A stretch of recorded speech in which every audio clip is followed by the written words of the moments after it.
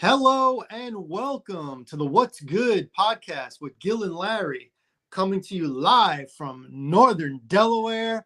You got me, Gilly Rosari. You got my main man, Larry Loper, over there, Mr. LL himself, who apparently is having a battle with the mosquito, and I think the mosquito's winning right now. We speaking the truth? All right, this is going to be a lot with the playoffs, NBA, NHL. Got a little story with the certain players in the NBA. I've got it defined as the good, the bad, and the ugly. Little bit of Kentucky Derby, a little bit at the NASCAR at the Kansas Motor Speedway, basically because of the finishes. But let's start, homie. Let's start with Nikola Jokic, aka the Joker, winning his third regular season MVP in 4 years. Coincidentally, the year he doesn't win it is the year he wins the championship and he gets the finals MVP, which I think is even better than regular season. Let's just talk a little bit about him before we talk about his team and what's happening in the playoffs.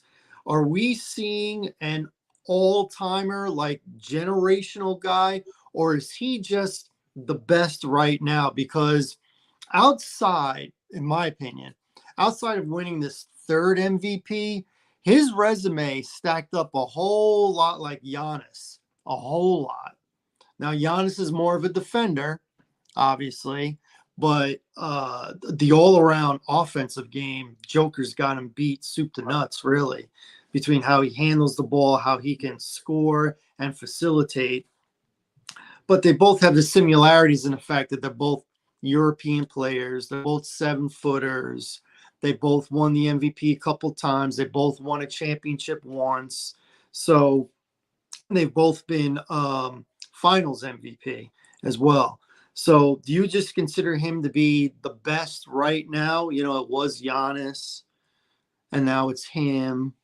Or do you think like, no, he's actually gone next level? Like we got to put him inside the top 10 of all-time big men. For sure. The way he's going, right? The way how he is and what you project within the next 5 years. Because he's probably, as a big man, they don't last as long prime-wise. So you got to think maybe he has another 5 years of being great before he starts to go backwards. Is he right now the best, or is he going to be one of those all-timers where, you know, he's inside the top 10, cracking the top 5? For me, man, I think he's going down one of the greatest to do it. I mean, you got to. His resume is stacking up. He's starting to get up there in the Kareem talk. You know, he's like, nah, seriously, he's in that Kareem talk. Really? Yeah, I'm putting him in there for as myself. I'm putting him in there because once again, I'm talking about the best big man. Why? What has he done? He's giving you scoring. He's giving you passing. He's dominating his matchups. He's giving you assists. He's triple-doubling you. I don't care about the timestamp. You feel me? He is dominating the competition. If he had more help, so to speak, it'd be even better. But if you take him out the equation, Denver's not the team they are. I don't care what you tell me. Okay. You know? That's pretty obvious. But yeah. Obviously, right? He's an MVP. He should have won it the other year. But, you know, Embiid lobbied for it so much, but I still thought he should have won it the last year, honestly, more than this year. You know? Yeah, we talking about Kareem, obviously the greatest center, the done in him, Shaq, and all them, but he's starting to line up in that category. You can't exclude him. You can't say, oh, he's not included. Look at it. He got 3 MVPs, man. 3. You get 4. If he get the 4th, then now does that solidify his position? 3 MVPs. Like it's only a handful of people that you can say that. We can say this time. Oh, it's the time. They're not as physical. They're not okay. So you're gonna blame the man for dominating weak competition, so to speak. You know, it's not a big man driven game, so he had to adapt. Because why isn't Embiid them dominating? Why isn't Giannis is Giannis, but he's not a center. You know, Victor, he's a big man though. He plays more like a center than the actual center. You got Brook Lopez shooting threes. Yeah, okay. They're classic example. Why ain't Brook Lopez in that conversation? What? I'm just saying he don't. You can't tell me he don't ball for Milwaukee. What? Brook Lopez? You being serious? I'm just voicing the argument. You feel me? We're negating his greatness. You know what I mean? It's one of them things like I pick LeBron or I pick Kobe and I pick these certain individuals. When they're doing it, we're sitting there and we're watching greatness in our face and we don't appreciate that the game is over. You know, only person I probably could say that we watched their greatness in front of us was like, oh, yeah, he's great. Was Michael Jordan, unquestionable. We witnessed his greatness while he was playing, right? Mm-hmm. I say Kobe because you seen Kobe, that Mamba mentality while he was playing. We said, he's going down, right? Bird, prime Bird. I ain't talking about the alien Bird, prime Bird. Magic, of course. I saw old Kareem, so I didn't see the young Kareem, but I'm talking about people that you seen was like, yeah, they're great. Hey, Allen Iverson, I can name a bunch of people I could throw in that category when I said they were great. This once again is my opinion, man. I think that the Joker is definitely solidifying his position, man. He's dominating. Like, and it's crazy because he's not a flashy player. It's not like, I'm sure if he was dominant like a Shaq, if he was a bully ball like Shaq, we'd be talking about him. Or if he was like Giannis, right? He's coming through and he's just he's looking with this domination, right? But being that it's a simple game, he's simply busting your behind simplistically. You know what I'm saying? You can't play him one-on-one. You can't play him one-on-one. He's going to eat you one-on-one. So you got to bring a double, right? You bring a double, he spots up the shooters, right? So the offense flows through him. Once again, that's my position. I think that the guy definitely, like you said, he doesn't have too many years left because he's a big man, right? But at this pace, yeah, he's going to go down, especially if you win another chip. You win another chip, man, it's definitely helping his resume. Obviously, you don't feel the same way, but what's your opinion? Well, I mean, it's not that I don't feel the same way. It's just I don't want to agree on everything with you. So I kind of want to be devil's advocate a little bit and point out a few things. Number one, he is barely, as far as 7-footers go, barely average defender. Barely average. He's an excellent rebounder, offensive and defensive, and his offensive game is great. Now, I will say when it comes to the fourth quarter, when there's only a few minutes left, he's not the guy they go to for a bucket. They go to Murray for a bucket. They don't go to him. He might handle the ball and set up the play, but when they need a bucket, those last 4 minutes of a game, they're going Murray. I think that says something, especially since he's such a good shooter and good free throw shooter. It's not like Shaq at the end of the game, like he's as much as a hindrance as he is you having an advantage because you didn't want him to get fouled and go to the line. Joker gets fouled, you want him at the line. Even Giannis, he doesn't want to get fouled. He doesn't really want to go to the line. Joker, you want him to go to the line, yet he's not the guy that they go to for a bucket late in the game. It's Murray, and the system works. But I'm just kind of pointing out some of the deficiencies. He's barely average on defense. He's probably a little worse than average if we're going to be like real. They don't go to him late in the game. And yeah, he's got 3 MVPs, and that's great. But we really, when the argument comes with the greatest of all time, we start with championships. That's what we start with. Indeed. We go championships. Kareem has 6 championships. Yeah. 1 with Milwaukee, 5 with the Lakers. Yeah. And he was good defensively. Yeah. And he was the best player in high school. Yeah. He was the best player coming out of college. Yeah. He won championships at every level. Yeah. He used to play ball at Rutger Park in New York. That's a big deal. Big deal. So when we're comparing him the Joker to the best of the best. To me, he's got a long way to go before he comes after that cat. Now, who's below him? Bill Russell's got 11 championships. He's got a long way to go. He might have more of an offensive bag of tricks, but when it comes to winning, Mr. Bill is at the top of that mountain. Now, Wilt, what was it? Was the discrepancy with Wilt? He had all the talent offensively, defensively. Yeah, he couldn't shoot, but he sure could score, right? But he only won 2 titles. That's what they always hold against him. Only won 2 titles. Yeah, all those Hall of Famers on Boston that kept beating him, but Wilt only won 2 titles. The Joker's only won 1 title. And listen, I don't want to write him off for this year, but you see what's happening.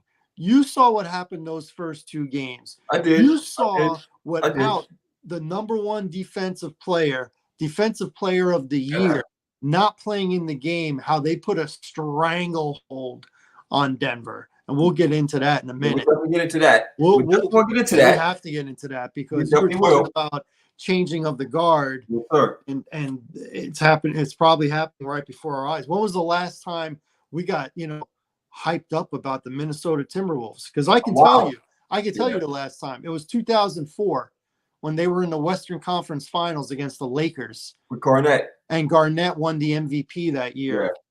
And that was the year Karl Malone and Gary Payton were on the Lakers, and they lost in 5 games to the Detroit Pistons. Yes, sir. In the finals. Can you believe that was 20 years ago? Crazy. Ouch. Crazy. Oh my goodness. Crazy. Ouch. But anyway, just I don't want to disrespect the Joker because every time we're on here, we're always praising him. I'm praising him as much as you are, but I'm playing devil's advocate here. I mean, if he is that guy, then they're going to come back and he's going to win. They're going to win these 2 games on the road in Minnesota, and he's going to be the best player on the court. He has to be. Yeah. He has to be. And considering that Murray is injured, and he is very, very lucky he didn't get suspended. We'll get into that later. I got a feeling if the Nuggets weren't down 0-2, if it was 1-1 or 2-0 the other way, I think he would be suspended for a game. I don't know what it takes. I don't know what it takes when you throw stuff at fans or at officials and you still don't get ejected, you still don't get suspended, nothing gets announced that there'll be a suspension next year. I don't get it. How David Stern, you remember Malice at the Palace. You remember that. And you remember when he got asked, when all those players got fined and suspended for the rest of the year, you remember with the reporter asking him, was there a vote on this decision? And he said, yes, it was a unanimous vote, 1-0. Yeah. That's what he said. Okay. And now we got Silver, and he's done a lot of good things and the players like him and yada. But there's a time to be tough. And I don't like to use the term letting the convicts run the asylum. Right. Okay. Because I don't want to put the players in that kind of light.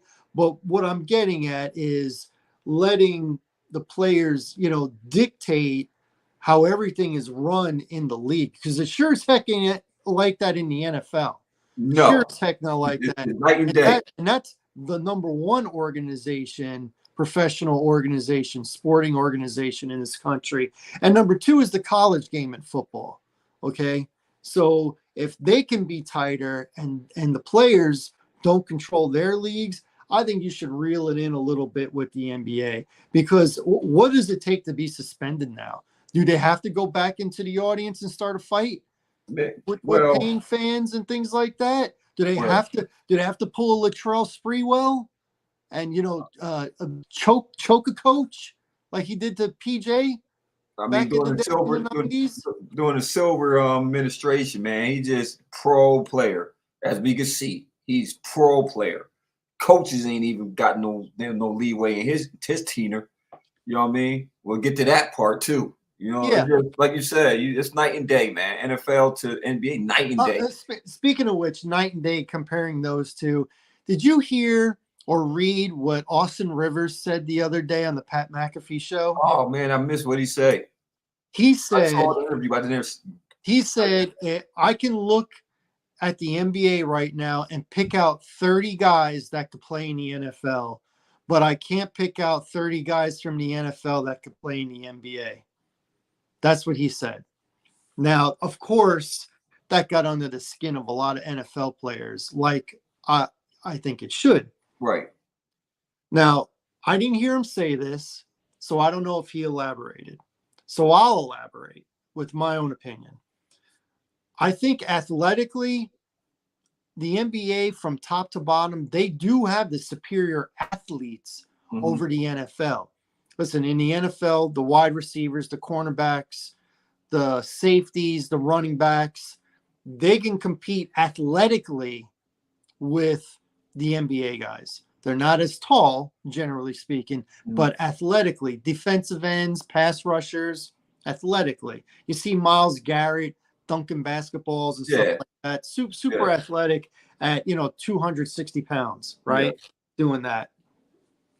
But you can't throw offensive linemen in there. They're not going to be able to stack up.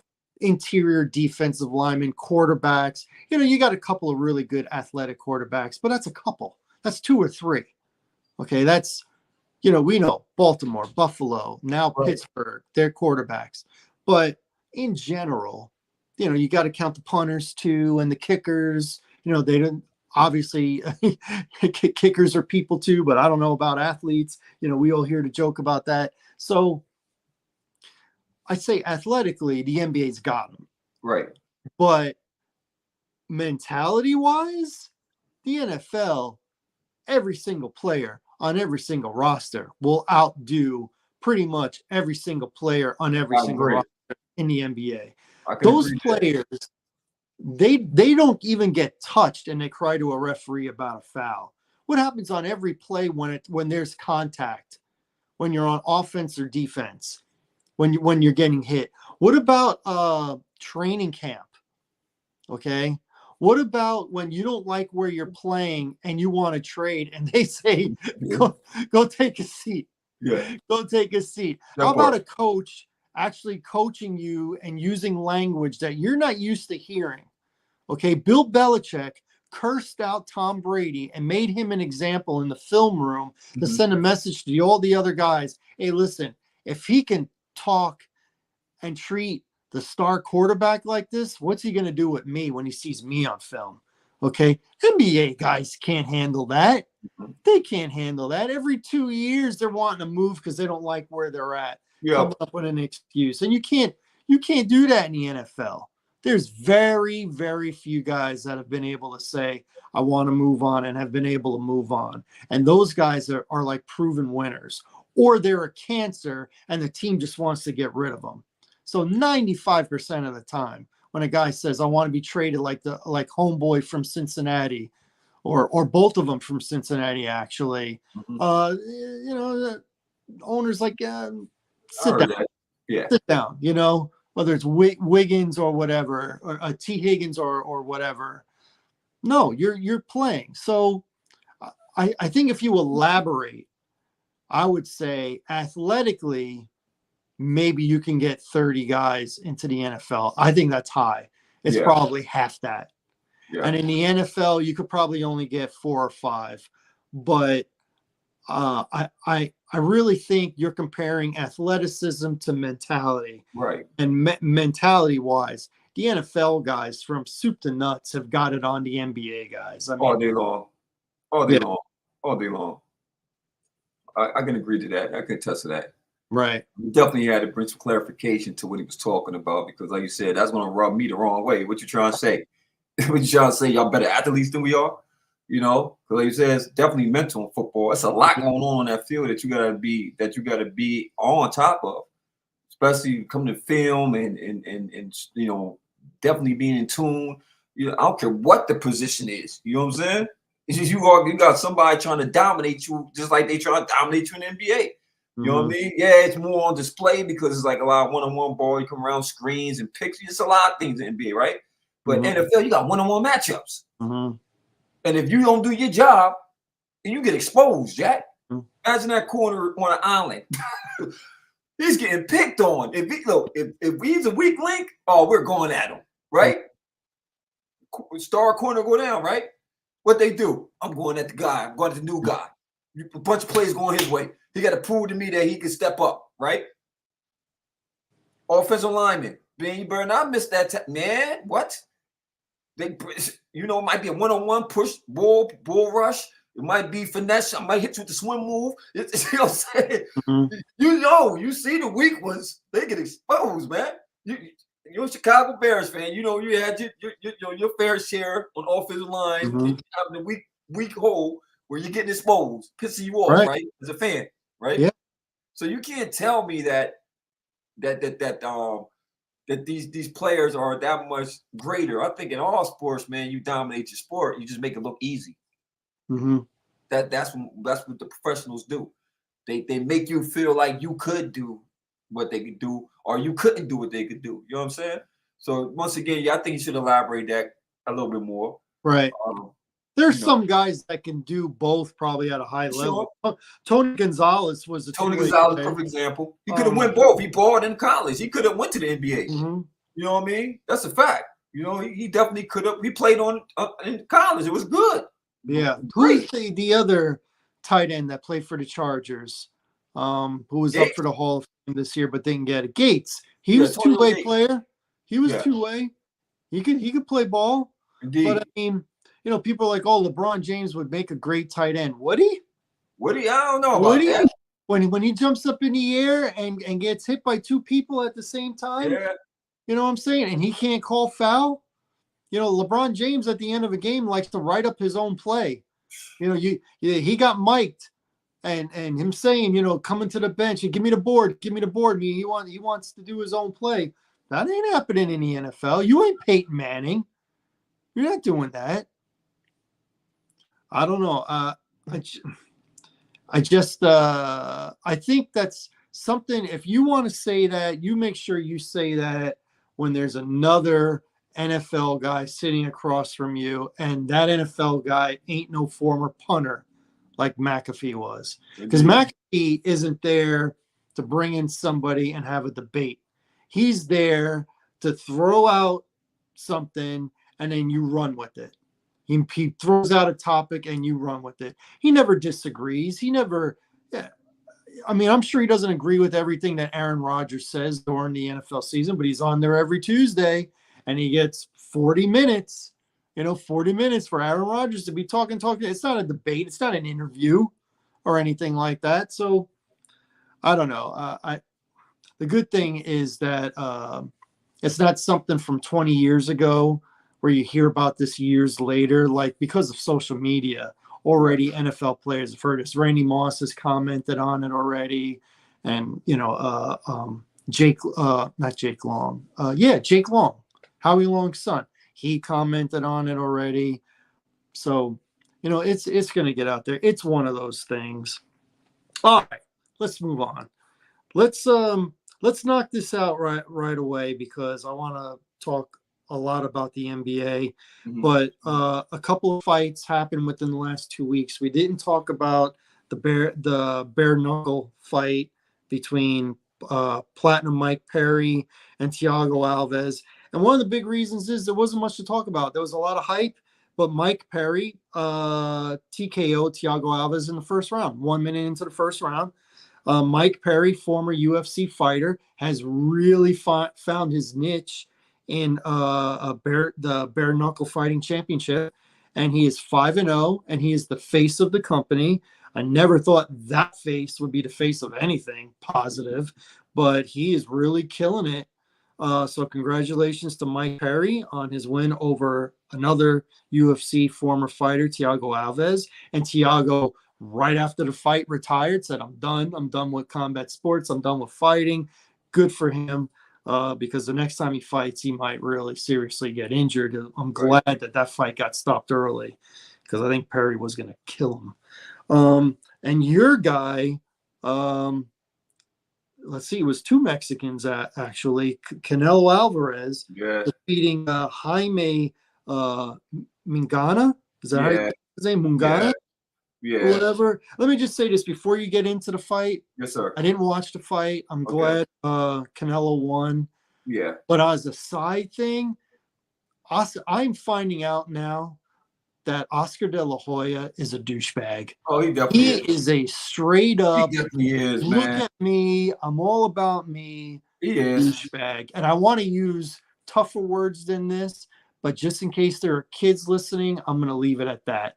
He is first class D-bag, a guy that I rooted for back in 1992 when he was in the Olympics. And he made, I want to be clear, when he made up the story of his mother's last wish was him telling him to win the gold medal, which I found out in a documentary a few months ago. That was a complete lie. She never said that. He just said it and made it seem like he fulfilled her wish when she never said that at all. One of several lies that he has told over the years.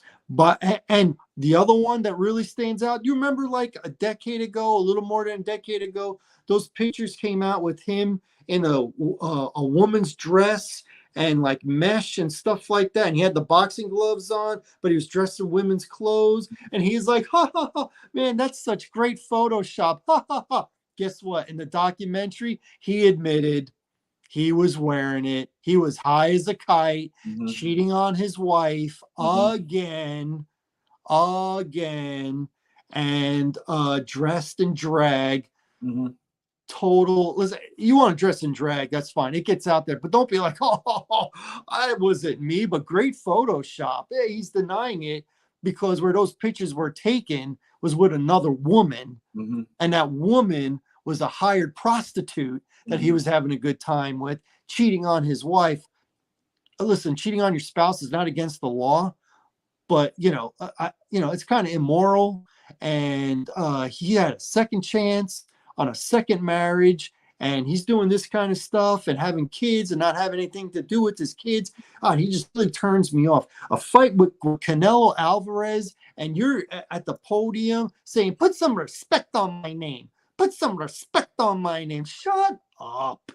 Really? Really? We dealt with you for nearly 20 years in the boxing team, and now as a promoter, you're like this? Put some respect on my name. Be quiet. I wish Canelo would have just smacked him. Credit to Canelo, man. Once again, the truth will be exposed. Lies will be uncovered. And once again, there's a reason why Canelo left Golden Boy Productions. Sure did. He said he was stealing. He was stealing. I mean, everybody knows this. Floyd put it out there.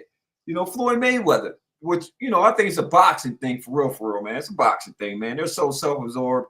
Even the Floyd Mayweather, he's promoting this fighter, but can't get out the side of promoting him. You know what I'm saying? It's an ego thing, man. When that bell's ringing and everybody's giving you your flowers and you're drinking off your own ego, it's hard to dial it down, bro. To really ride off to the sunset and not be mentioned. Once again, he's a cutthroat guy. He lined up as fighting for what reason? I do not know. I already knew this was a joke. Look, bro, I'm getting tired of these weak fights, man. All right, be honest with you, bro.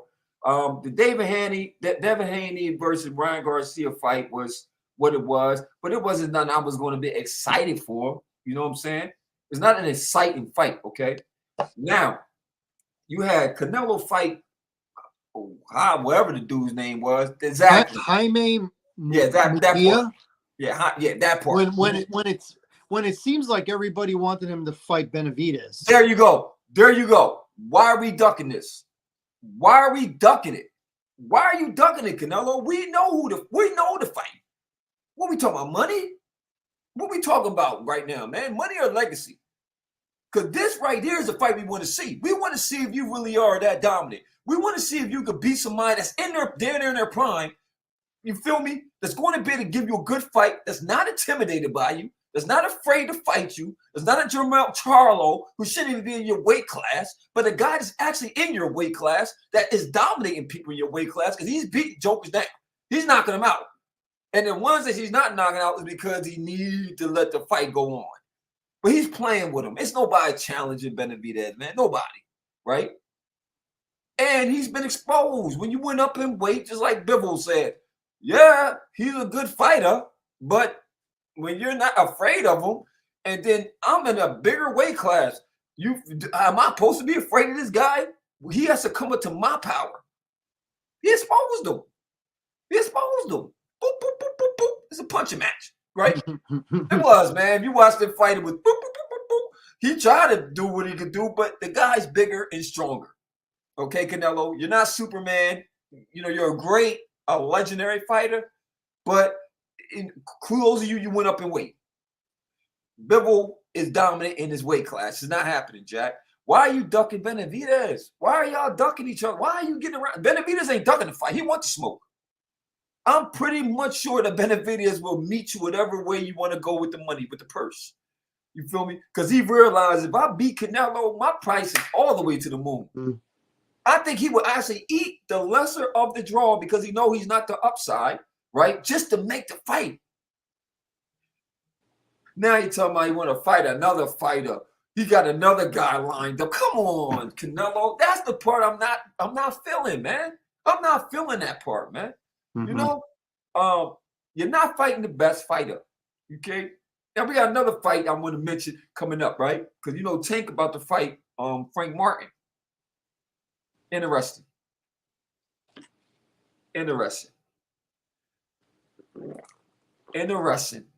But if you ask me my opinion, at 135, I love Frank Martin heart.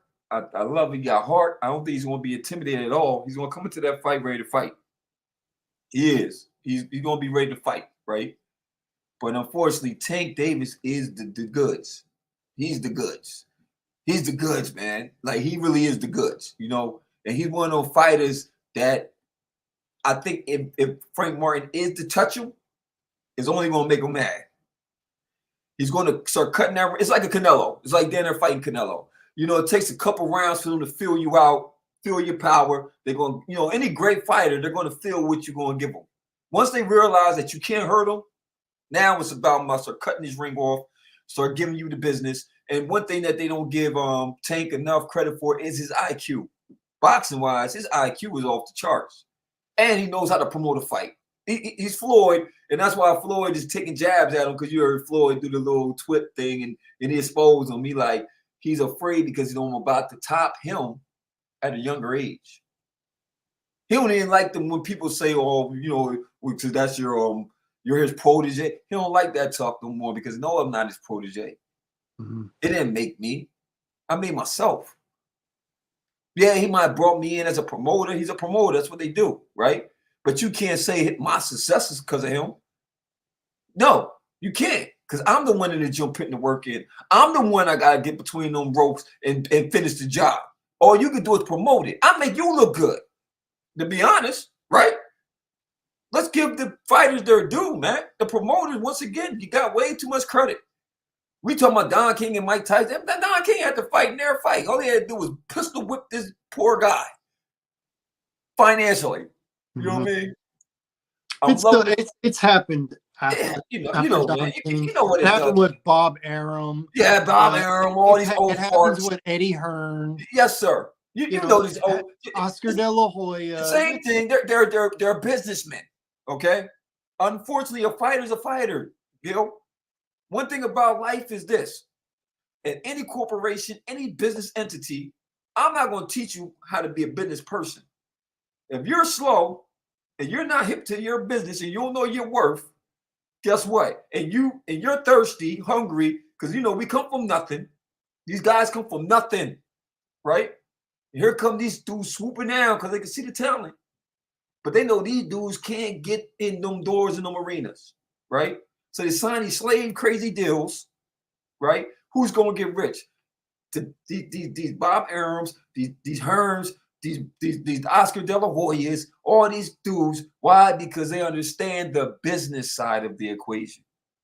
Who cares? They care less about the fighter. Now this dude, Hami, unfortunately, he stepped up, but that's going to hurt his career, because now who's going to really promote you? One shot deal. He did the same thing with Ryan Garcia. That's why Ryan Garcia left him.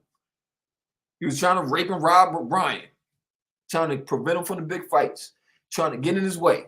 You feel me? He had no confidence in his fighters whatsoever. He talks it, but he really don't have confidence in his fighters. And once Ryan realized that, what happened? Oh, now he's doing his own thing. Because jokers ain't gonna keep letting you. These younger fighters getting smarter. Mm-hmm. They're not y'all. They're not running around here stupid. Okay, that's the power of the internet, power of information. That these people are starting to become very smart when it comes to their careers and what they're willing to do and not willing to do. You feel me? Because they understand that I have to set up my nest egg for the future.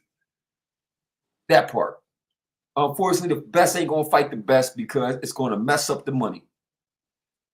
Plain and simple. We're not in the 80s no more. I wish we were. When the best fought the best. Because Durant wasn't ducking none of that smoke when it came to Leonard. Leonard wasn't ducking that smoke when it came to Hagler. 90s were pretty good too. Oh, 90? 90s Yeah, heavyweight division was. Heavyweight, yeah. For sure. They fought the Lennox Lewis eras and all them. Lennox Lewis, Holyfield, Riddick Bowe, Foreman, Mercer. They fought. Who's the Polish guy? Not Gulata. Was it Gulata? No, Andrew. It was Andrew Gulata, right? Was it Gulata? Yeah. He just like quit. First he got disqualified because he wouldn't stop hitting a guy after the bell, and then in the corner, another fight he just quit. He just quit. I'm done. Cool. Oliver McCall. He was another. When he got that lucky win against Lennox Lewis. Yeah. We had a great period of time there when they wanted to test their legacy. Now we're not in that. We're in the big money arena, and it leads me back to the NBA. You feel me? I will go there, but I want to get to some other things. I want to talk about.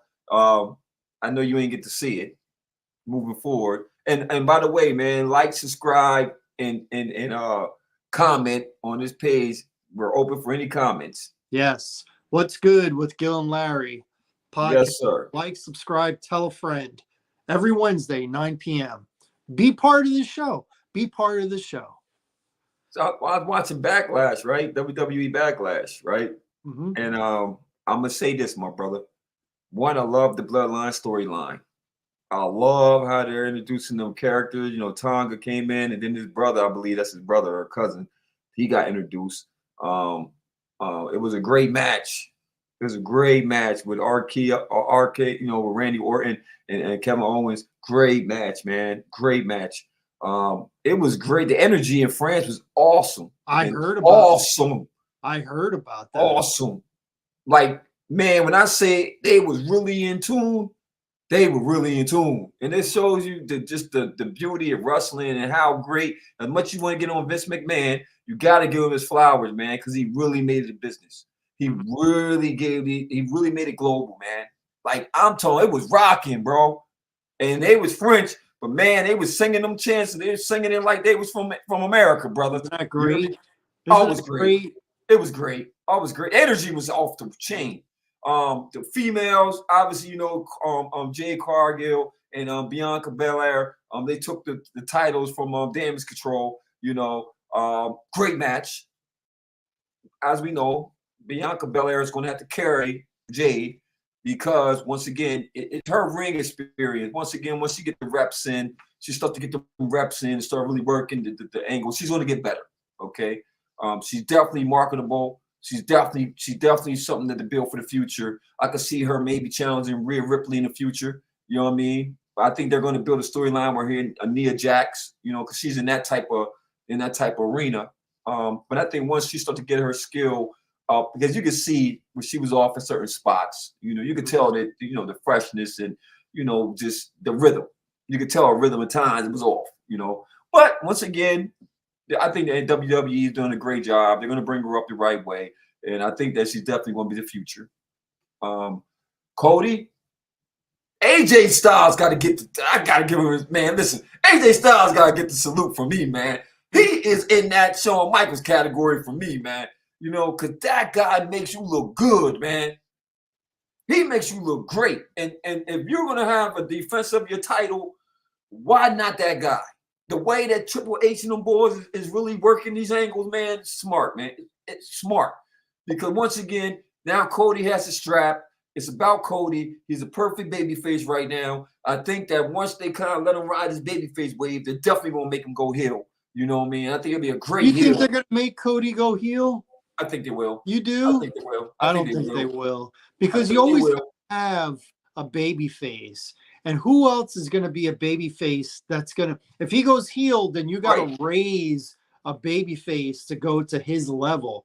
And who else is there that you're going to be able, it's not LA Knight. Nah, LA Knight, nah. I think he's not Kevin Owens.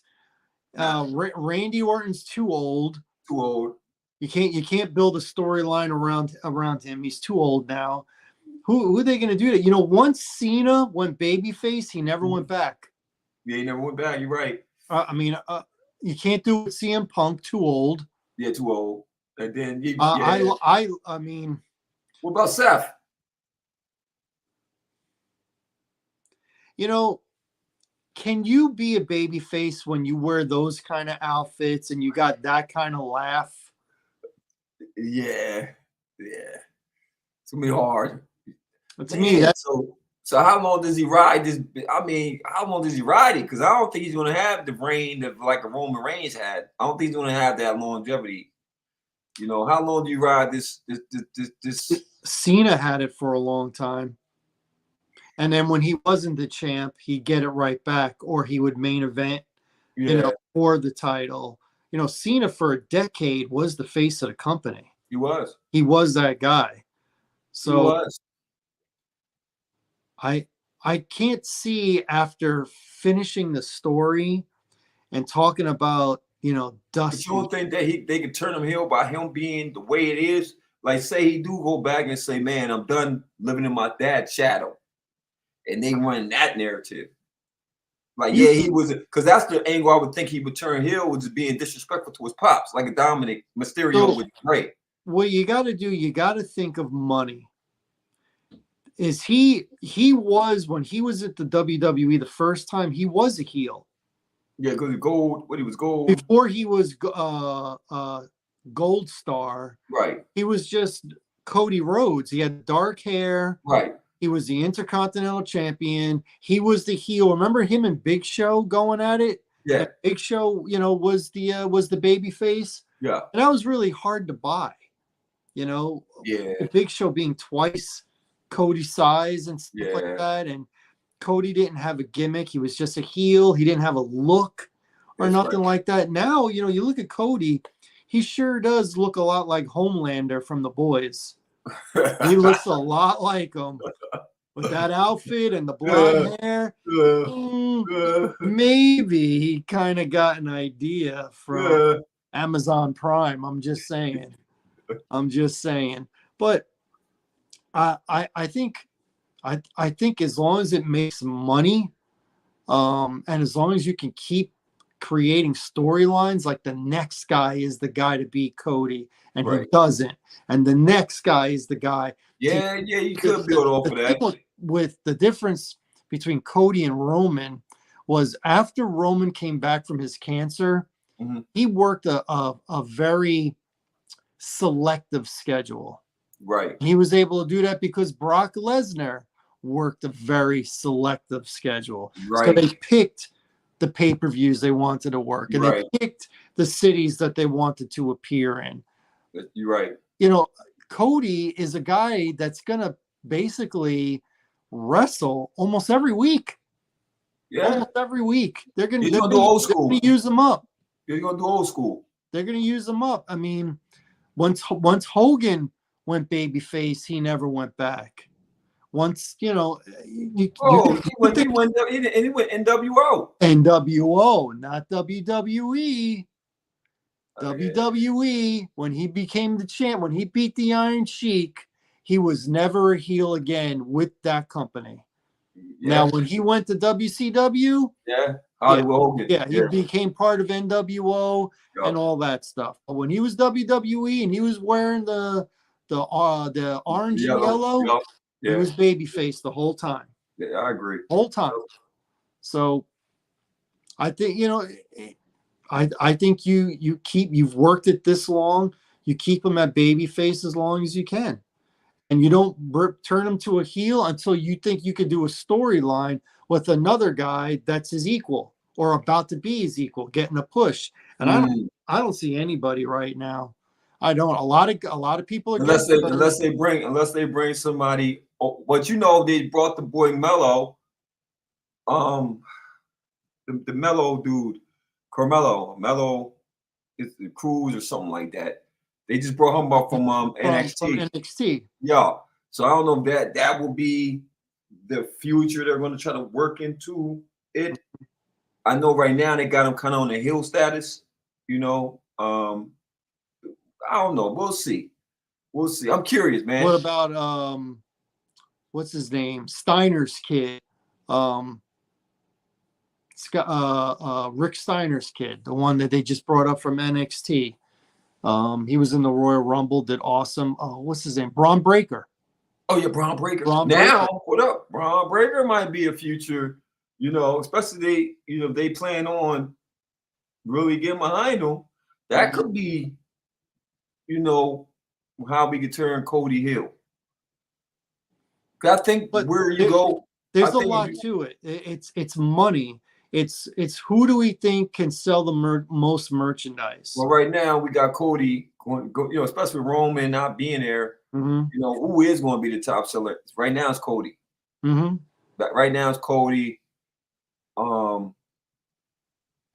think CM Punk could get up there eventually.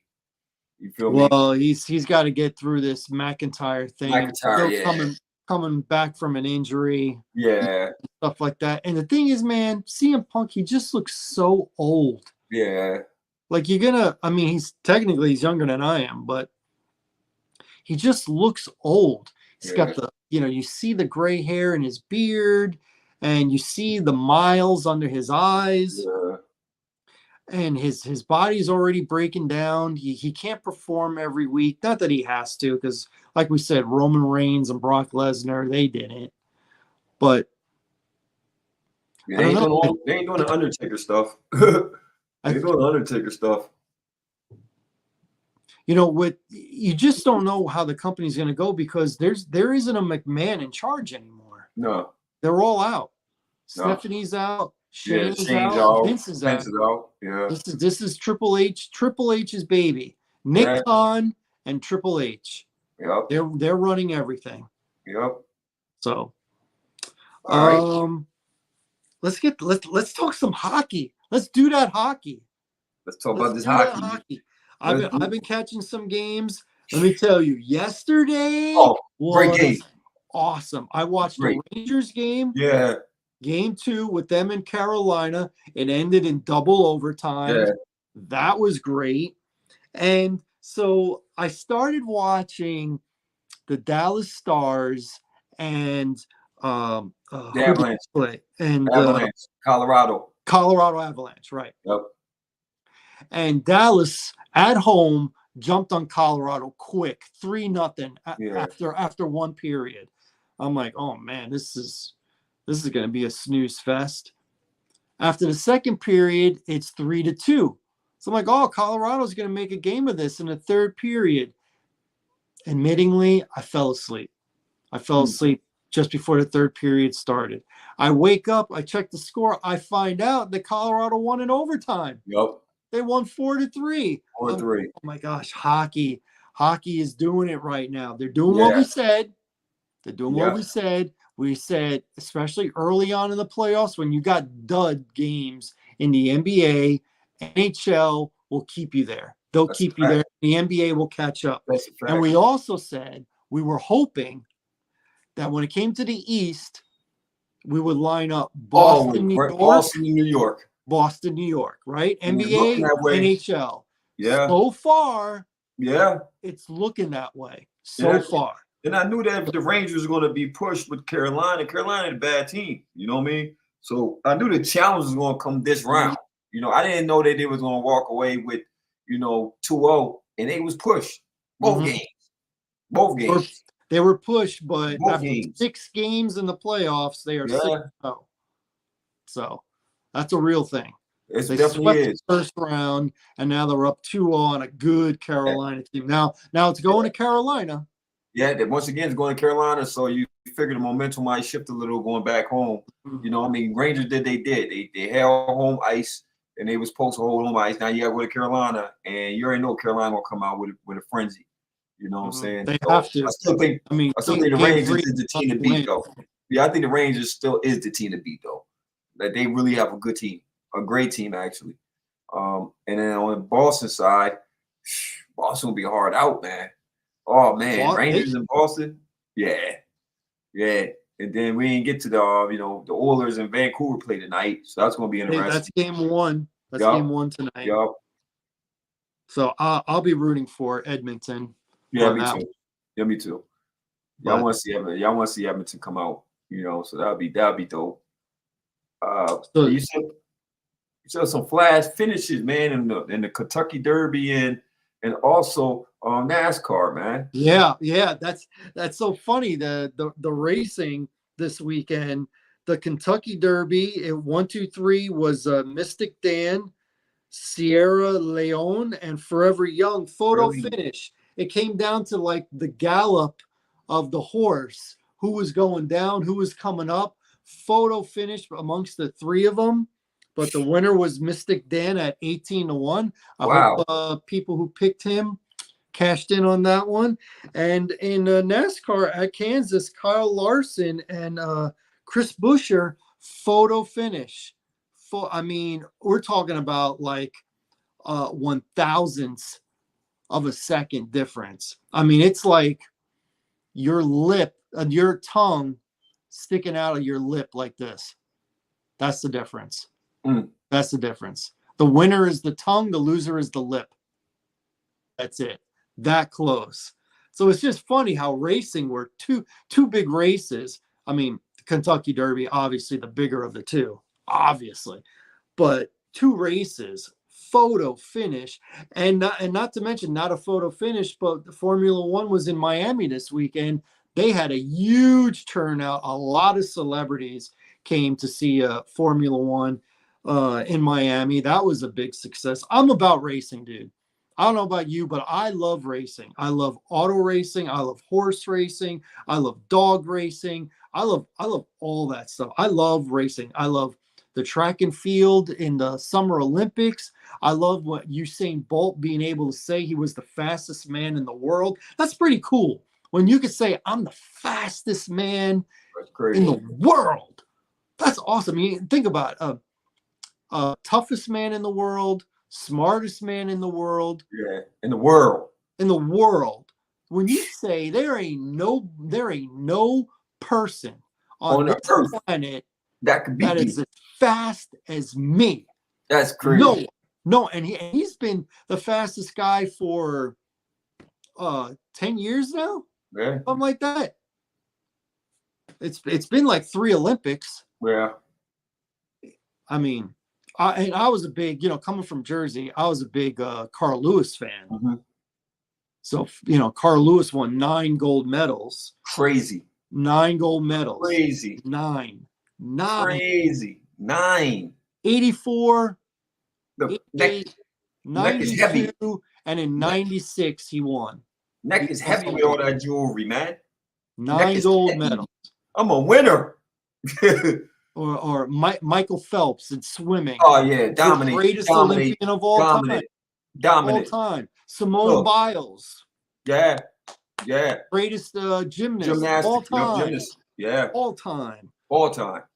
So yeah, I love racing. I love NASCAR. I grew up watching Formula One in the morning with my father. My father would tape. That's the term from the 80s when you had a VCR. He would tape NASCAR and watch the Indy cars live. So we used to watch Mario Andretti and Danny Sullivan and Al Jr., Al Sr., Michael Andretti.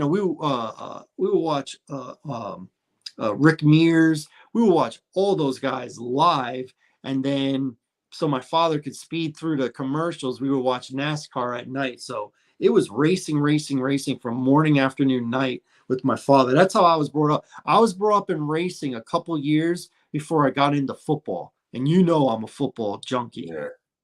Junkie. But I started watching NASCAR in 1982. And the rivalry back then was Darrell Waltrip and Richard Petty. My father liked Richard Petty. I liked Darrell Waltrip. And I've been a Darrell Waltrip fan ever since. So that's me, NASCAR. And then my once Darrell Waltrip was in his twilight, then I became a Jeff Gordon fan. Jeff Gordon, yep. And my father is a fan of whoever drives the number 43. Whoever drives the number 43 STP is who he's a fan of. So, you know, that's obviously Richard Petty's old car. So that was the racing. Now let's get into basketball. Let's get into the NBA, and then I'm going to have a recommendation for something to watch that you might have already seen. I'm sure you heard about the NBA, the playoffs right now. I'm not shocked that the Knicks are up 1-0 on the Pacers. Yeah. And they're playing tonight. I'm not shocked about that. What I am shocked about is how Jalen Brunson has scored how many games? 40-plus points? Is it 4 or 5? Okay, so he's had four games where he scored over 40, and then the game before that streak started, he scored 39. 39. So 39, 40-plus.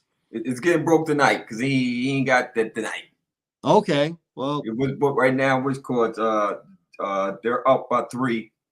And it's who's that? Pacers? Nah, Knicks. Knicks, okay. They're up by 3, but it's 8 minutes. Still big. It's still a game. We still got 8 minutes left in the game. Man, oh man, you know I'm a Knicks fan, just like you a Chicago Bears fan. You hear me? And I know we share the same. You can feel the love, you can feel the energy, you can feel my passion. But I'm a Knickerbocker fan. You hear me? I'm going all the way back to Ewan Mason, John Starks, them days when Jordan was the man. Forget him. I'm a Knicks fan. You hear me? Bernard King. That's before my era, bro. I'm telling you. You didn't watch Bernard King? I never watched Bernard King. I'll be lying to you. I didn't watch Clyde Frazier. That's before me. You feel me? I watched John Starks. I watched Anthony Mason. Charles Oakley. Me too. You think what I'm saying? Then we Gerald Wilkins. Derek Harper. Derek Harper is our point guard. John Starks. Then we transitioned Doc Rivers, Mark Jackson. Yeah, but he wasn't like the. Well, he got hurt. Doc Rivers got hurt. It wasn't right. Like when you talking about Knicks to me, that's what I'm telling you. Then we transitioned to Latrell Sprewell, Allen Houston days, Grandmama, Larry Johnson. You know, we went to that era. Then we transitioned over to, you know, the Carmelo, Anthony, and then the Porzingis. And, you know, I'm a Knicks fan, bro. Linsanity. When in our year, then we sucked them years, right? So, and I say you can relate as being a Bears fan because once again, we always felt like upper management was the dumbest ever when it came to picks. Like the Knicks didn't start getting it right till we got Jalen Brunson, started building around Jalen Brunson, to be honest. You feel me? That was a great pickup, an excellent pickup. And at the time, most people didn't like it at the time. They didn't. Which I felt like Chuck, when Charles Barkley said that was one of the greatest pickups in the offseason, I agreed with him totally. Because, think about it.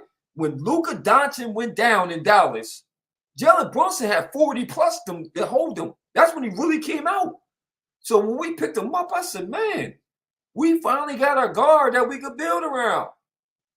I already knew that Julius Randle wasn't the guy you want to build around. He was a great 6-man. He's a great role player, but he's not the guy you want to build a team around. We've seen it. When he played Atlanta, he was forcing it. It was terrible series for him. And that's when I knew that he wasn't ready for that type of pressure, man. He wasn't. Jalen Brunson gets bigger when the pressure gets thicker. That's a rare breed of athlete right there, my brother. He plays with a chip on his shoulder, my man. He plays as a Villanova type of swag. And guess what he brings out? The best in Devchenko, the best in Josh Hart. Why? Because they're used to playing with each other. So they know how to play with each other. Look, I don't know if he got to talking to upper management or what, but he said, listen, man, go get my guys. The Nova Knicks. Go get my new Knicks. The new Knicks. Go get my guy. Then we got OG and OG came over. Perfect pickup. Then we got the two big guys, Mitchell and Horton Stein, whatever the hell his name is, right? I'm just loving it. I'm loving it. That guy gives a lot of effort. Man, listen. A lot of effort. Second chance points is what's keeping us in these games, brother. We're killing them on offensive. It's what beat the Sixers. We're killing them. Beat the Sixers. Yes, offensive rebounding. That's what killed them, right? We are not afraid of Boston, brother.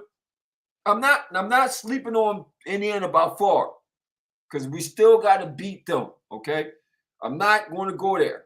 It ain't over till it's over, because Indiana got a good team. You still got to go to Indiana and beat Indiana in Indiana. They're a fast team. They have a great coach. Carlisle's a great coach. He will make adjustments. We have to make the adjustments because they're going to play like tonight. Halliburton then played better. You feel me? Which I knew he's going to come out play more aggressive, right? We still got to go to their home, which they're strong at home, right? But I still feel we can come out the series. Okay, Boston going to beat Cleveland. That's not even a series. That's a warm-up game. I mean, to be honest, man, Boston is just a different level on a different level. With Porzingis would have been want that, though. You want that. You want them. No, we want that. No, I want that. Easy. No, but when it's tight against maybe the Knicks, you know, Tatum doesn't play well when it's exactly. So I'm saying that we look forward to that matchup because we're not intimidated by Boston. We're not going to go into that series with fear. We're not going to be like, oh, we're happy to be here, championship, and Boston's going to run through us. Nah, they got to come play because we know we could beat them in Boston, right? Cleveland, they're not going to be able to compete with Boston, man. Like, they're not. You know what I mean? They're just not. Donovan Mitchell could go for 30, 40 easily, no problem. The rest of them guys, they got to step up. I don't see them guys stepping up and the right players stepping up when they have to. I think that Boston is poised. They've been there. They're the statesman right now. Jason Tatum is in the upper echelon right now. He really is. Jaylen Brown is a beast. He's a beast. He's a beast. Great pickup. Yeah, get that guy $300 million. He deserved it. I mean, give him $300 million. You know, he is, man. They 1-2 punches series because if Jason Tatum don't have a big game, Jaylen Brown will. But then Devin White's been stepping up. Then you got Drew Holiday, which is on ball defense. They just got a great team. I ain't gonna keep giving them their flowers. They are who they are, right? We go to the West Coast. It's a change of the guard right in front of our face, Gil. It's right in front of our face, Gil. I'm a little surprised, but I don't mind. I am too. Look, I told you about OKC. Do you not remember what I told you my sleeper team was? I said OKC. Did I not? I didn't know there's going to be the #1 seed coming out. You were like, SGA, pay attention to SGA. I slept on Minnesota. Totally slept on Minnesota. Man, what they're doing, oh my goodness, man. Once again, Mike Conley is a glue guy, man. Mike Conley's a glue guy. When they brought Mike Conley over, he makes everywhere he go greater. Seriously, Memphis had identity. Utah had an identity with him at the point. Now he comes to Minnesota. You got Rudy Gobert playing as he should, won the Defense Player of the Year, fourth time. Again, right? He's a rim blocker. He's a guy, you know. You got Anthony Edwards, the next Michael Jordan coming. Man, I tell you what, he's funny special. that you say that because I'll admit I watch him here and there, but I'm watching him a lot in the playoffs. What he did to Phoenix. When he said to Kevin Durant, "You're going home tonight." Yeah. When he said that to him, and then they went home. Yeah. And I watch him play. Now, I don't normally say this, but you just said it, and I was thinking it. What was you thinking? When I watch Anthony Edwards play, he reminds me of Jordan. Not Kobe. No. Who was a copy of Jordan. But you know, a copy doesn't quite have the clarity that the original has. Yeah, indeed. Copy is very close. Yes. But not quite the clarity. He doesn't. Anthony Edwards does not. Ant-Man, as they say now. Ant-Man. He doesn't remind me of Kobe. he reminds me of Michael. He's a killer. He looks like Michael. What up? He's a killer, Gil.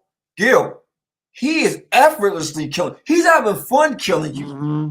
He's letting you know that you can't do nothing with him. Mm-hmm. Nowhere.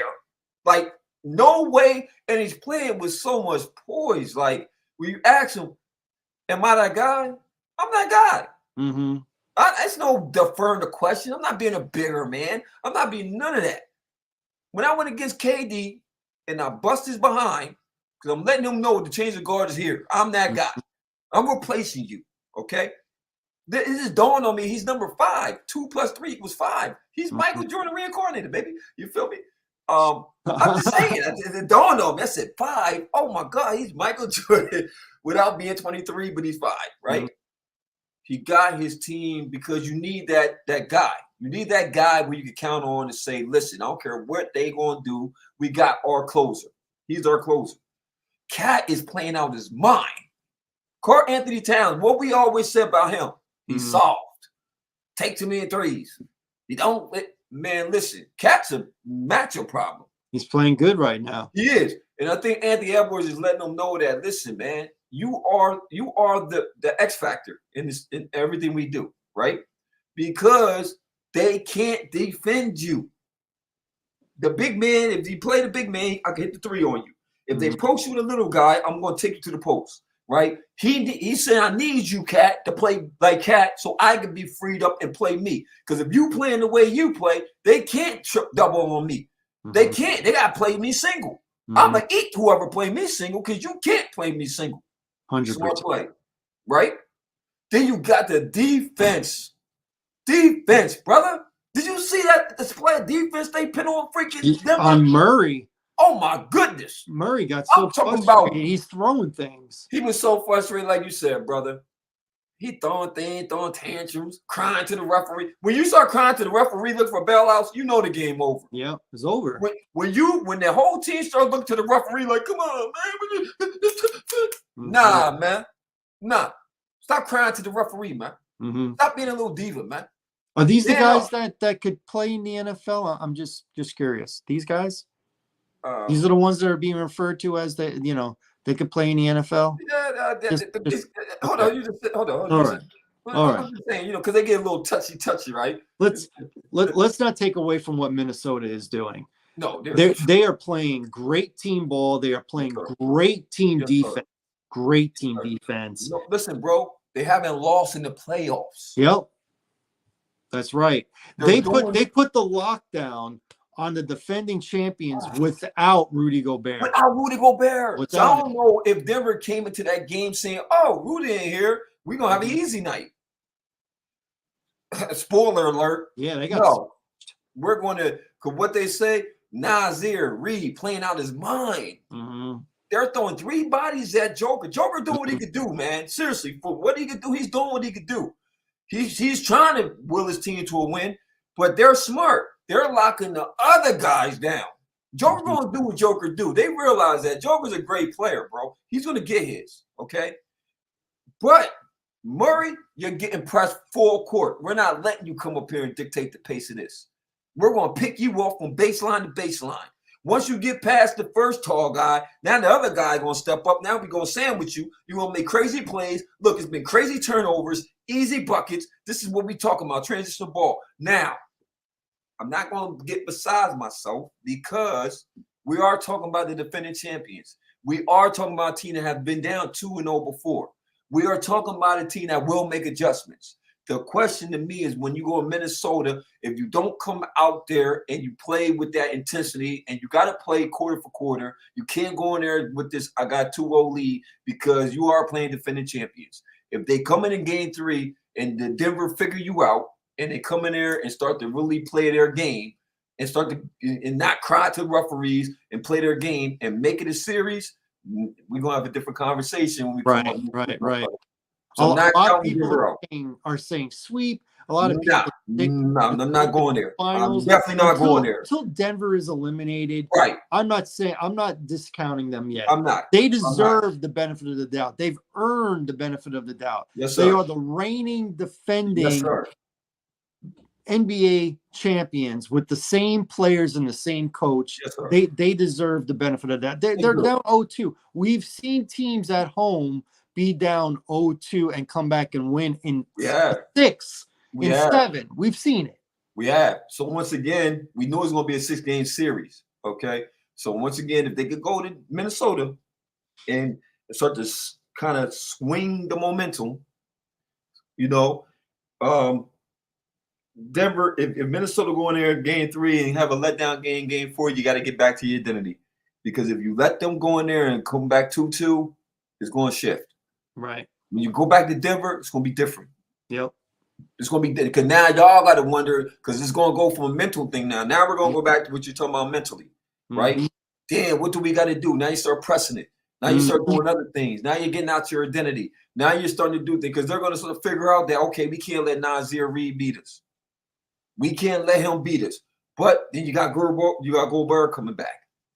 That's in the equation.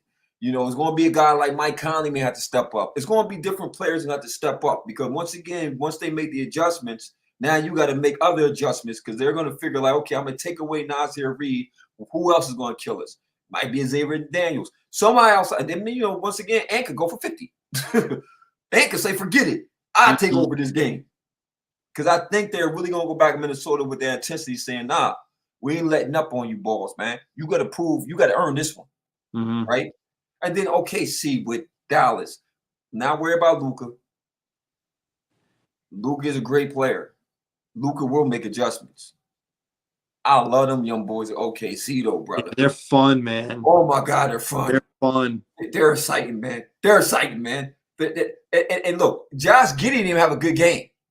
So he's another one you could throw out there that's going to have a game. You right? Shy is shy, man. Shy is unguardable. He's unguardable, bro. We got to say that, bro. We got to say that. This man's unguardable. You can't do nothing with him. The weakest part of his game probably is passing. If you want to say the weak part, his pass can be better. But you got Jalen Williams, beast. You got Chet. Chet playing like Chet. Chet's a problem. He's a 7-footer, you know. Athletic 7-footer too. You feel me? Oh my God, these young boys play defense. They believe in one another. They are a young team. They got energy. They're just exciting. And Dallas, Dallas will be Dallas. I'm not knocking them out. They got a good coach. They got a good team. They're going to make it a series. So I'm not getting out of pocket saying, oh man, OKC. But I like OKC coming out of that series though. I think they're a number 1 seed for a reason. And I do like OKC coming out. I would love to see them in Minnesota because this is the change of the guard. Okay. That'd be great. Oh, them in Minnesota. I'll be great, brother. It'd be great, brother. So you get to think about it. We went from where? LeBron. Yeah, Lakers. Durant. All them guys, right? Golden State. Now we're Minnesota, OKC, Dallas, other side, Denver, other side, New York, Indiana, Boston. You feel me? This is a changing of the guards in front of our faces, right? We entire old farce, man. To my point, right? Darvin Ham got fired because his diva behind player, which is LeBron James.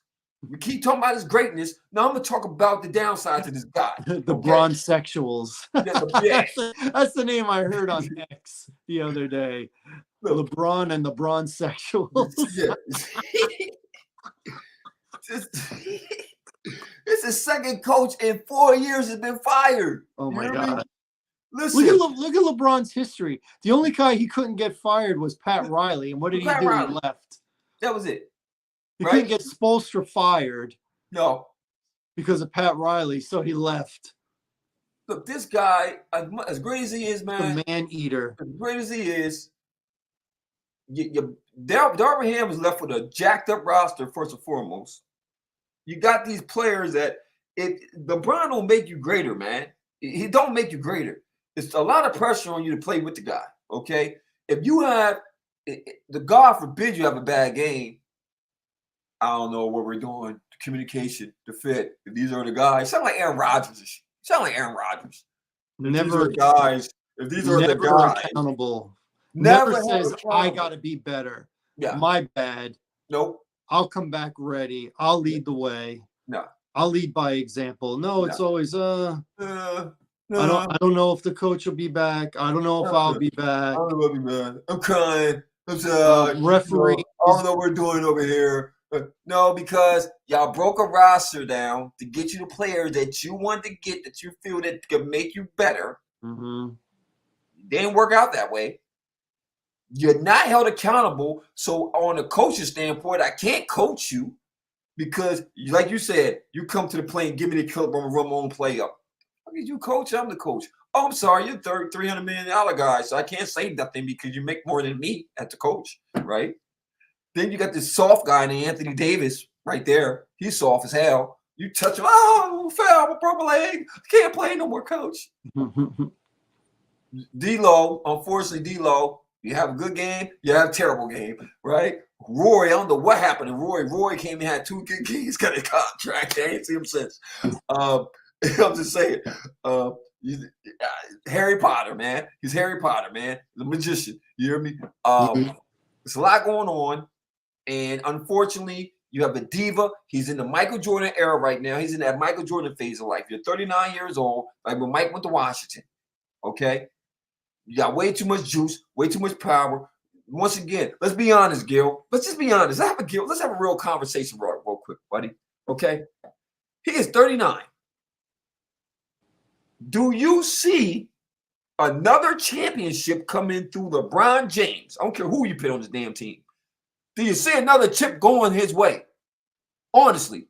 Not on the Lakers, and not if he gets to dictate the players that he wants to come in.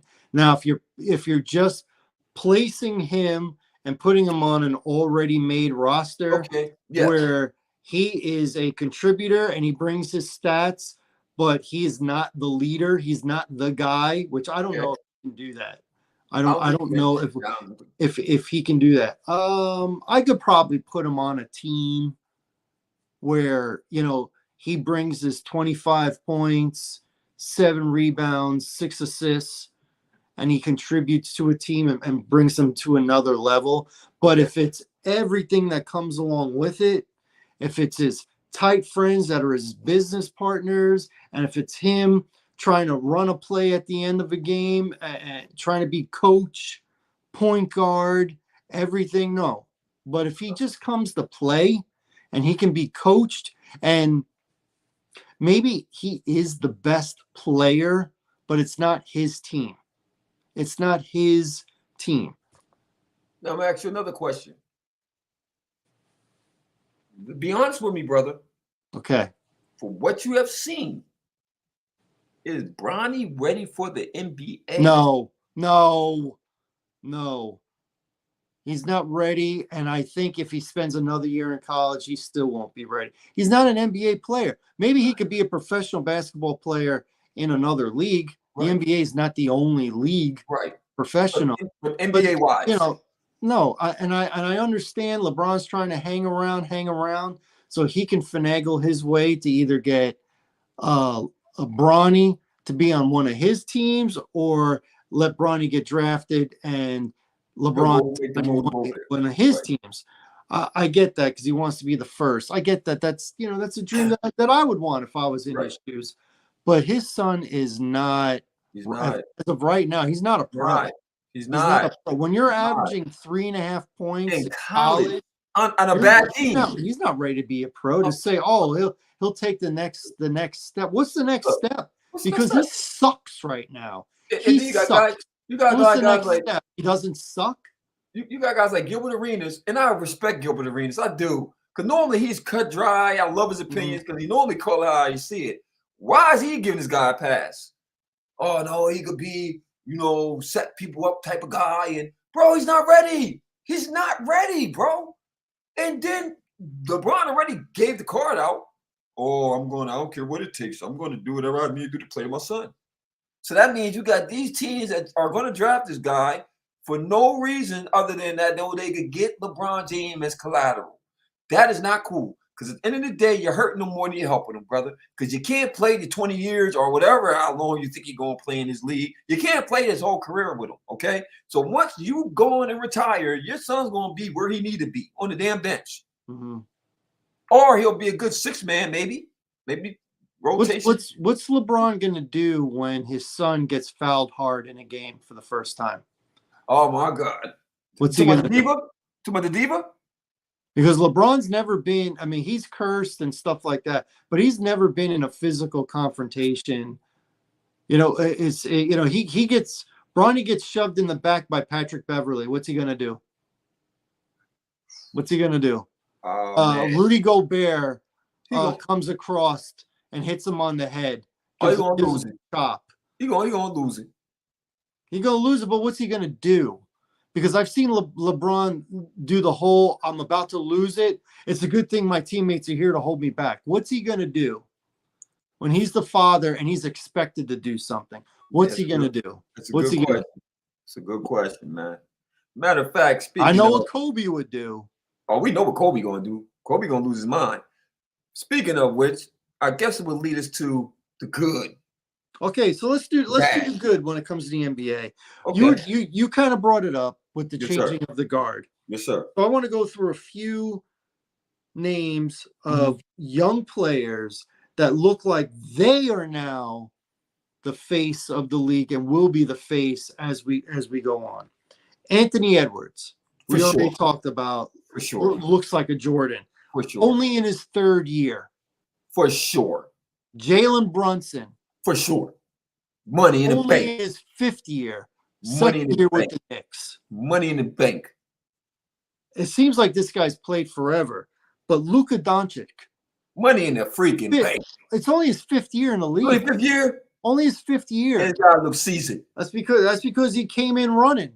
Yeah, he did. I mean, he came from overseas as that guy. Yeah, played professional ball as a youngster. Yeah, so for sure. That's a new guard.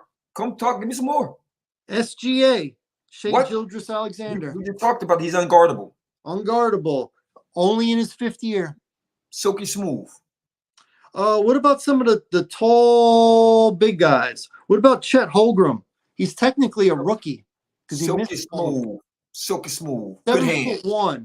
Good hands. 95 pounds. Come on. You got another one for me? You got another 7-footer for me? Yeah. What about Victor Wembanyama? Is that the reigning rookie of the year? Is that the ranking rookie of the year? Roy? Rookie of the year. Yeah. We don't even talk about Chet because of his teammate and because Victor's in the league. Oh, Victor he's exceptional. Oh my God, he is definitely living up to the billing. He loved me with the billing. This is the good. This is today, and this is the future. Yes, sir. Tomorrow. This is the good. Yes, sir. We're in agreement, right? We're definitely in agreement. Let's go to the bad. Let's go to the bad. How bad does it look that these two players have not been suspended? One hasn't been, and one isn't going to be. Patrick Beverly, for what he did, throwing a basketball twice. Into the stands. Come on, hitting a female and then throwing it even harder at a dude. Come on, man. And then tells a seasoned reporter that if you don't subscribe to my podcast, I'm not talking to you. Are you kidding me? We're supposed to be taking this dude seriously? No. Once again, tantrum. Your values are way more than what you really are. You're not that guy. You had some good years in Houston as a defensive player. You've been nothing but a distraction since then. You bring no value. You're not offensively a threat. You ain't even defensively a threat anymore. You're really not. I don't know how you keep getting a job. You feel me? He's on a different team here. Yeah, you do way more yappy, and throwing little tantrums and stuff because you're a sore loser. You feel me? And you walk around, it's like you got this chip on your shoulder, like a Napoleon complex or something. It's bad, it's terrible, it's ugly, all of the above. Yeah, and you should be fine, kicked out the damn league, that's my opinion. You feel me? The fans makes your salary, brother. The fans makes your salary. And you get mad because your team get blown out and you did nothing to help your team win, which you couldn't have because you're not that good. So you throw the ball at the fan. Classy. That's bad. Let's go into another bad. Jamal Murray. Listen, I know he got frustrated on how Minnesota locked down on their defense on him, and he's looking for calls, and he's not getting bailed out. I get it. and your leg, it hurts. I get it. You're feeling the pressure, losing 2 games at home. You're the defending champion. I get it. You're the go-to guy late in the 4th. Well, you weren't going to bail them out of that game. That's for sure. But again, $100,000 fine, no suspension. Come on, Silver. Come on, man. Like, come on, Come man. on, Like, bro. come on, man. He threw an object in the game. 2 objects. He threw a towel and then he threw a heating pad. So say somebody slip up, break their ankles, right? Now, come on, bro. Like, what are you doing? Now, that is definitely suspension worthy. I don't care if it's the playoffs. I don't care what he brought, what his salary is. I don't care what value he brings to the team. He ain't value his status enough to do what he did. Come on, man. Like you said, David Stern, 1-0. I don't need nobody to make this decision. It's an easy one. He did it to himself. He did it to himself. This is one I miss of David Stern because, like you said, if you could throw an object twice, and both of them did. Beverly did it, and Murray did it twice. Come on, Silver. Come on, man. What's it going to take to get suspended? And you wonder why we're in this diva-filled league. Because the players got way too much voice. They can get coaches fired. They don't have to be accountable for nothing. What's the deterrent? What's the deterrent? What's the thing that hangs over your head? If I do this, I'm in big trouble. I make more than a coach, man. The hell are you gonna tell me? I'm the reason why the people come fill this game. Oh, by the way, I got minutes restrictions. So that's not true because they came to see me play, but I'm not playing tonight because I'm a healthy scratch. Get the hell out of here, man. Soft behind league. You talking about you go play football. Shut up. Austin Rivers, shut up. You shut up. You stupido. That stupidity. Now, what about the ugly? Let's get to the ugly. Let's get to the ugly. Pat Riley gets interviewed, and it gets brought to his attention about Jimmy Butler saying that if he didn't have his injury, they would have won. Miami would have beat the Celtics. Who knows? But Pat Riley's response saying that if you didn't play, you shouldn't be talking. Well, okay, we could do the woulda, coulda, shoulda, all you want. You didn't play. So don't say if you played, we would have won. You didn't play, and we lost. And that's the reality. He's like, I don't know if Jimmy's being serious or he's trolling, but he shouldn't be saying anything. Jimmy Butler is the star player on that team. He is. And for the president of basketball operations to say, shut your mouth, that's a lot. It is. You know, and you could tell LeBron James couldn't take stuff like that. That's why he took his talents elsewhere. Man, listen, Jimmy. So, I don't know. What do you think of Riley? Are you surprised, or is that Pat Riley being Pat Riley? That's Pat Riley being Pat Riley. And is he right? I mean, I don't think you should. I mean, on his standpoint, I see where you're coming from. You feel me? Like, we're talking about what ifs. What are we talking about? Because once again, you can say what you want to say, but you wasn't on the court. You wasn't on the court. So in the same breath, he might be taking up for his team saying, well, listen, you're putting your teammates underneath the bus. Saying, oh, because you wasn't there, that series would have been different, which it could have, would have. Who knows? You were injured. Once again, technically, what are you talking about? You feel me? Yes, as a competitor, I'm going to say that. I'm going to say if I was on that court, it would have been a totally different stance because it would have been a whole different offense flowing through me because I'm big shot Butler, which he is. And I would have brought some type of continuity, and it would have been that poised figure that you needed. That whenever things got kind of erratic, I was going to bring it down. Which that's what he do. I mean, that's what he get paid the bucks to do. Honestly, you feel me? Jimmy Butler in there, it is a totally different team because when it's about to get loose, Jimmy Butler will be that player that's going to get you the bucket. You feel me? But once again, we're talking about you were injured. So at the end of the day, we lost. We'll see them next year. It's recovery for me. And, you know, we're going to go harder and better. That's it. You feel me? But for Pat Riley to get up there, and once again, he's emotional.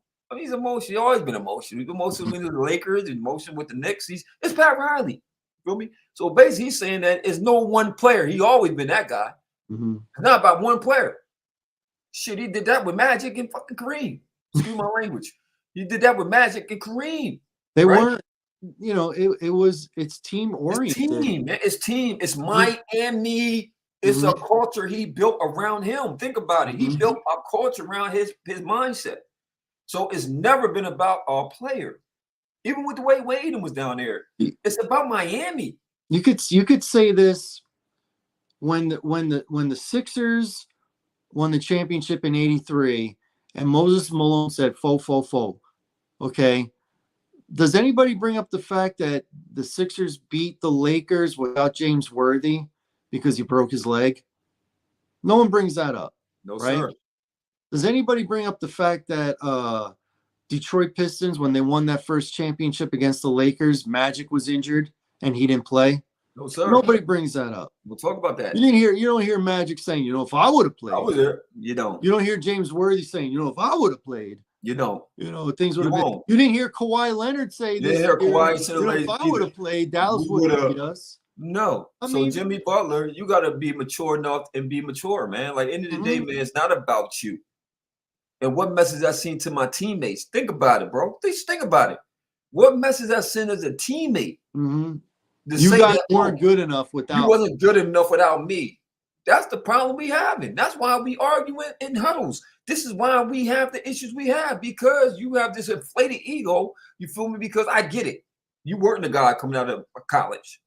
You weren't the guy in Chicago. You worked your ass off to become that guy. Part of my language, audience, right? But everywhere you've been a problem. Think about it. You went to Minnesota, you couldn't get along with Cat because it's about Jimmy Butler. You go to Philly, Tobias Harris over me. No, that's why. We say this all the time. Like, yeah, you might be a better athlete, but you're cancer for a locker room. So I'd rather deal with a Tobias Harris where, he might not give me the same production as Jimmy Butler give me, right? But he's not a cancer to my locker room, bro. You feel me? It's the same daggone thing with LeBron, man. As great as he is, it's like he cancer to the locker room because he's not going to build your confidence. He's not building these younger guys. He's not building these guys up. As soon as he went to the Lakers, he got rid of the younger guys. He did. He said, gone. Bro, look at the players he got rid of. Yeah. Brandon Ingram is thriving in New Orleans. You trying to tell me his game wasn't good in LA? You're tripping. You're tripping. You got rid of Kuzma. Are you serious? But you had players. Got rid of Ball. Ball. You had young players. What are we talking about? You reshuffle with who? B-League players, B-list, C-list, bunch players, and you expect y'all to do anything with these players? Come on, bro. Like, we got to call it what it is. It's ugly. It's ugly. I'm telling you, all these old farts are ugly to me right now. Grant, you're old. You're old. You got exposed, okay? But get into an argument with Spoelstra on the bench last year. Like he was going to fight Eric Spoelstra. When Butler got into the argument with Eric Spoelstra on one of those games. Exactly. Where Udonis Haslem had to get in there. Had to come in. Exactly. You had to check him. Like, what are you doing, bro? You tripping. Yeah. And then you go. Wait, you literally saw Eric Spoelstra say, what, are you going to fight me now? Right. You can read his lips. You're going to fight me now? Come on. And then you go to the Phoenix Suns with Durant. Them talking, I don't know what you're doing out here. Well, bro, this has been the hiccup with your whole legacy.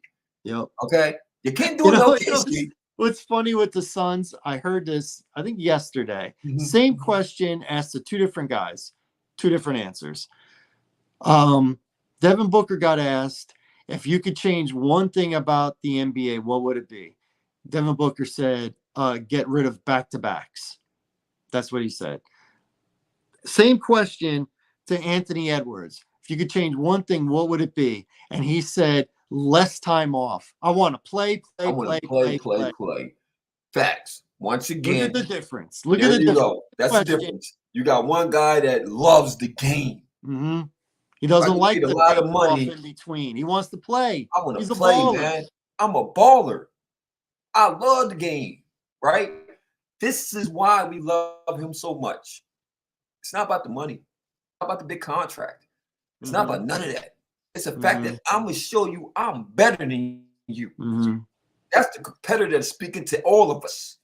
The winners, the losers, right? Money ain't the motive back. In fact, yeah, we get paid handsomely, do what we do, man. But to think about it, I got the best seat in the house. I'm on the court. Yep.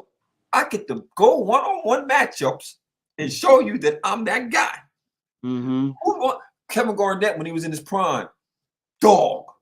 Mm-hmm. Michael Jordan. I'm gonna show you you're not on my level. I'm laughing at you, man. You put this guy on me, man. What are you gonna do? Larry Bird, he'll literally tell you, I'm gonna walk you in this corner, young boy. Mm-hmm. I'm gonna pop this three in your face, ain't nothing you can do about it. And he'll literally walk you in the corner and shoot the three in your face and pop it. This is the dogs, man. We need to get back to the dogs. We need to get back to the guys, the boys that love the ball. This is the new change in the guard. Think about it. Everybody we name in the good section, right? Do they not have a love for the game? Every last person we name, are they not dogs? Are they not on that court to show you I'm about to bust your behind? Because they take it personal. They take it personal, bro. And all the more teams. They're not trying to get a second and third career in music and Hollywood movies. I'm a ball player, man. I'm a ball player. I play ball. And I love about them. Roll it out there, throw it up, and let's go.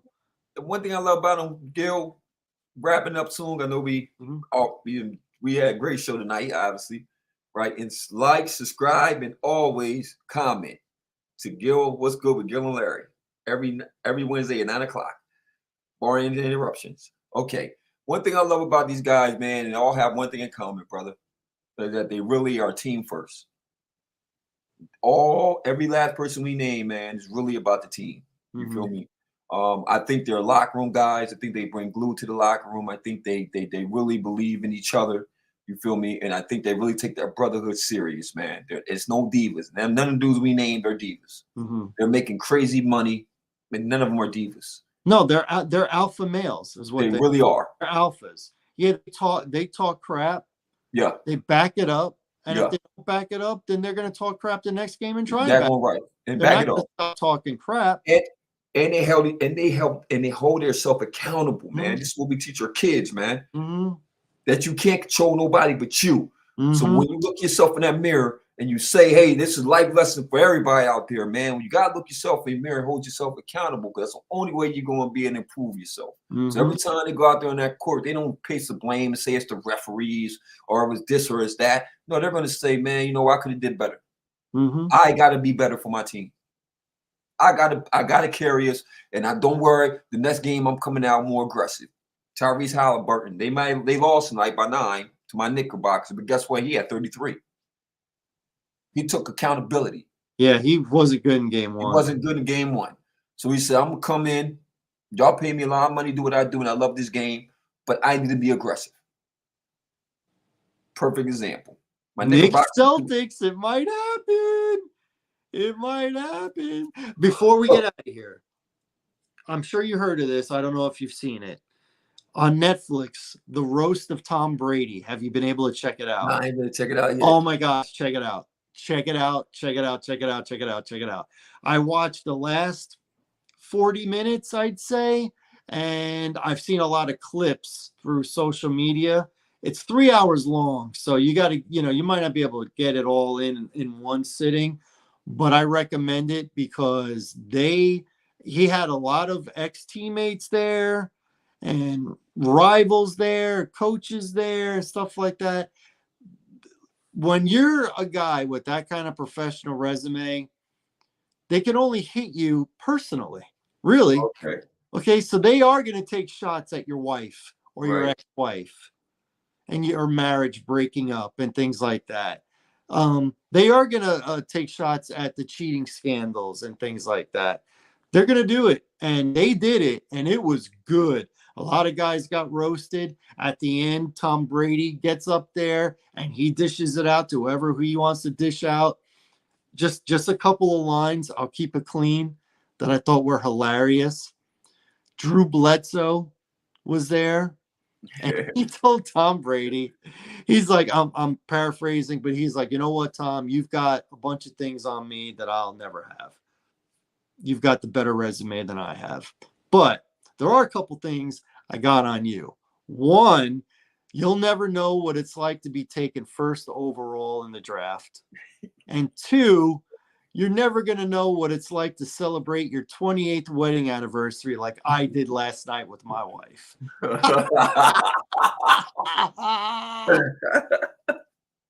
and then Nikki Glazer's like, Tom Brady lost like 30 or 40 million dollars in cryptocurrency and stuff like that. She's like, how did that happen, Tom? How are you that dumb?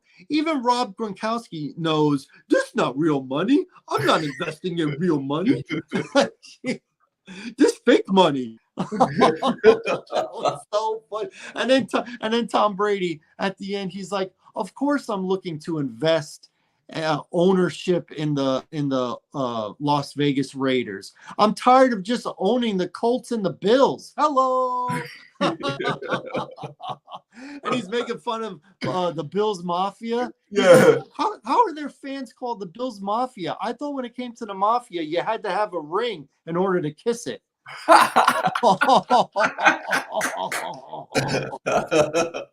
And those are the clean ones. Oh man, there were a lot of F-bombs.